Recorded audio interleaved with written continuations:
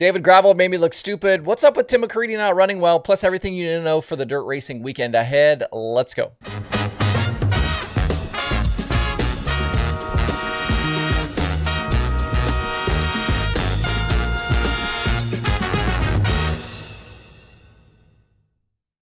It's Thursday, May 9th. I'm Justin Fiedler. This is DIRTRACKR Daily presented by Kubota Genuine Parts.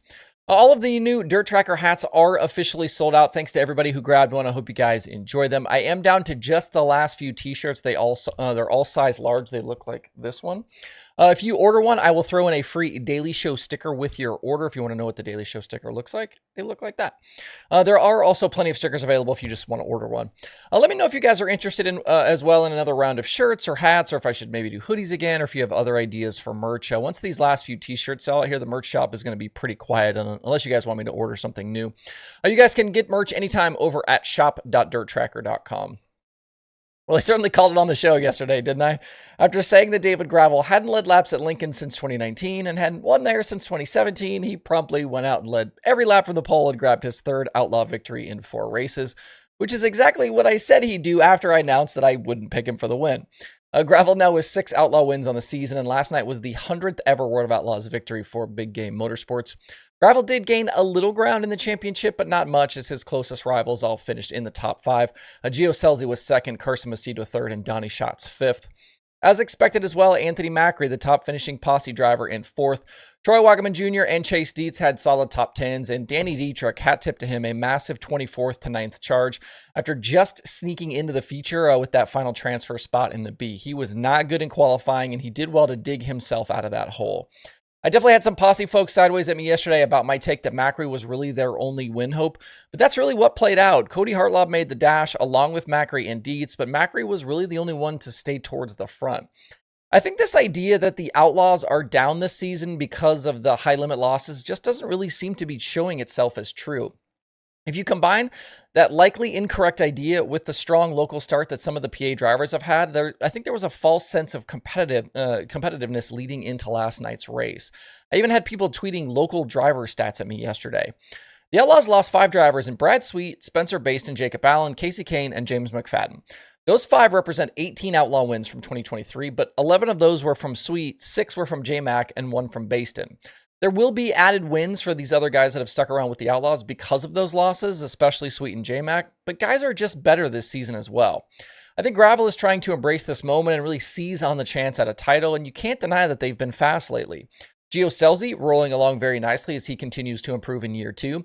And Carson Macedo isn't winning a lot like we've seen him do in the past, but those guys have been hyper consistent since that tough opening stretch at Volusia. We've also got a different looking Donnie Schatz, which we've documented on the show, a much better Sheldon Haudenschild from last year, and Buddy Kofoid with 14 straight top 10s. That Outlaw top 7 right now is really tough, and I think this group is going to be a problem wherever they go, whether that's regionally or nationally against the high limit guys. We'll see if any racing happens this weekend at Williams Grove. Obviously, the forecast doesn't look great, so pay attention to websites and social media if you are trying to go or trying to watch that one.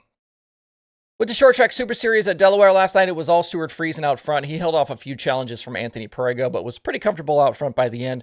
He picked up the $5,000 win over Perego and Mike Mahaney. Matt Shepard ran in the top 5 after starting 10th, but was out late in the event with some sort of mechanical issue. It was his first non-top 10 finish of this season. Short Track Super Series modifieds are back next Tuesday at Accord Speedway. After Thursday was rained out at Spoon River, Illinois Speed Week will get rolling tonight at Lincoln Speedway with the Flow Racing Night in America opener. From there, it's on to Farmer City and Fairbury for the Lucas Oil Late Model Dirt Series. We ran through the expected Flow Series full-timers yesterday, so check that show out if you are curious who's on that list. Hudson O'Neal won the Lincoln Flow Show in 2023, but that was driving for Rocket Racing. He returns this season driving a Longhorn out of his own shop.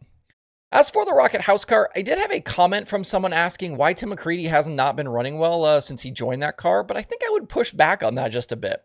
6 races up to this point. He's got 4 top 10s, including a 5th at Farmer City with the Outlaws. I don't know that anyone thought or expected T-Mac to just jump in the Rocket 1 and immediately start winning. It'll take him and the team some time to find what works between them, and I don't think I'd pull the alarm bell here just yet. Very different situations going from the Paler 39 with Longhorns to the Rocket House car. Just to give you a few numbers, from Golden Isles in January to Golden Isles in February, McCreadie had 13 Lucas starts in the 39 with an average finish of 13th. In 4 Lucas races in the Rocket 1, his average finish is 9.25. So definitely positive movement. I think we just need to give these guys a little bit of time here. On the Lucas side, that 4th and final Lucas spot right now will still very much up for grabs. Mike Marlar has it, but everybody down through McCreadie and 9th still very much in the mix. I'd expect that group, though, to kind of continue changing and shifting each week as we move forward. The forecasts for the weekend look good. I'd expect nice car counts all 3 nights, and if you want to tune in, you can watch it live on Flow Racing. That is if you cannot get there. If you want other late model action this weekend, the Comp Cam Series is at Batesville for 2 nights. The Friday Spring Nationals race at Natural Bridge is canceled, but they do race Saturday at Beckley for $20,000 to win. We've also got ULMS at Lernerville and Latrobe, and East Alabama has a 10,000 super race. Other weekend sprint car action includes High Limit at 34 and Tri-City Friday and Saturday. Brad Sweet has won 4 of the last 5 races and is now the championship leader over Tyler Courtney. It's been 7 races since someone not named Brad Sweet or Corey Day has won a high limit show. The last non-Sweet Day winner was Anthony Macri at Texas Motor Speedway on April 13th.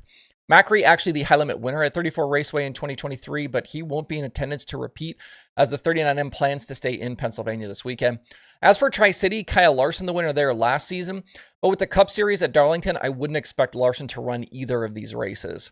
And even though they haven't won, both Sunshine and Brent Marks both been fast as of late. Marks has 13 straight top 10s and Sunshine 11. Both of these nights live on Flow as well. If you're a non-wing fan, USAC sprint cars are racing Friday at Bloomington, Saturday at Hobstadt. Justin Grant and Robert Ballou are the most recent winners going back to Eldora. Logan Seavey maintains the championship lead over Kevin Thomas Jr. and CJ Leary. Seavey's average finish for the season so far is an incredible 3.11, and those top 3 in the standings have all been really consistent. KTJ has 9 straight top 10s right now. Both of those will be live on Flow if you can't get to Bloomington and Hobstadt.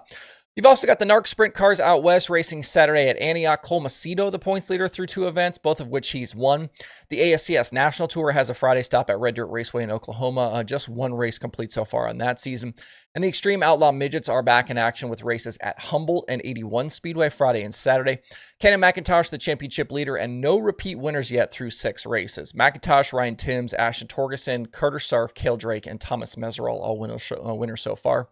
The NARC race will be on Flow. The other 3 I mentioned here will all be on Dirt Vision. That's it for the Daily Show this week. As always, you guys tuning in and supporting what I do is much appreciated. If you want to see your weekend streaming options, make sure to stop by DIRTRACKR.com/watch tonight.